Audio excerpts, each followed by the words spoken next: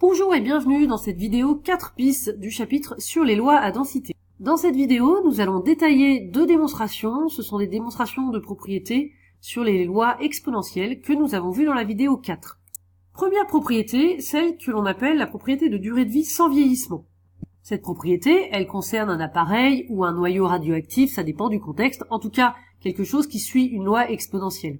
Cette propriété, c'est le fait que la probabilité que cet appareil fonctionne pendant une durée h est indépendante de l'instant t de départ. Donc la probabilité que x soit supérieur ou égal à h, donc que l'appareil fonctionne encore une durée h, est égale à la probabilité que x soit supérieur ou égal à t plus h, sachant qu'on est déjà plus grand que t, donc que l'appareil a déjà vécu une durée t, et donc qui va encore vivre ou fonctionner une durée h. Donc cette probabilité ne dépend pas de t, c'est toujours la même.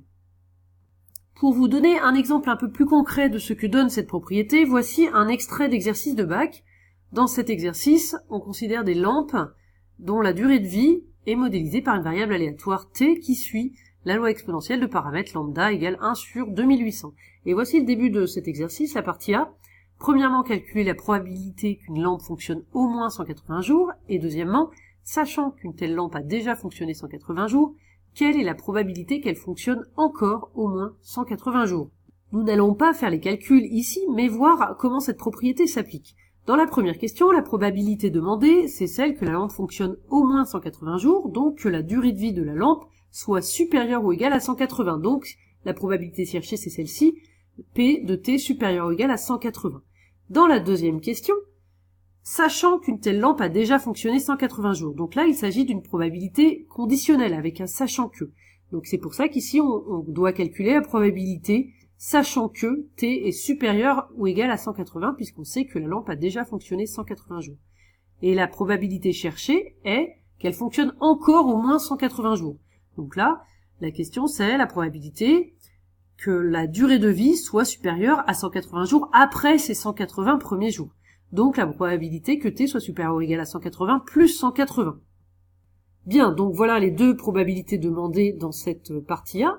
Eh bien, d'après la propriété, si on l'applique avec, dans cette question, la petite t qui vaut 180 et petit h aussi qui vaut 180, eh bien vous voyez que cette probabilité, ça correspond à celle-ci, et c'est égal à p de x plus grand que ou égal à h, donc ici p de t plus grand ou égal à 180.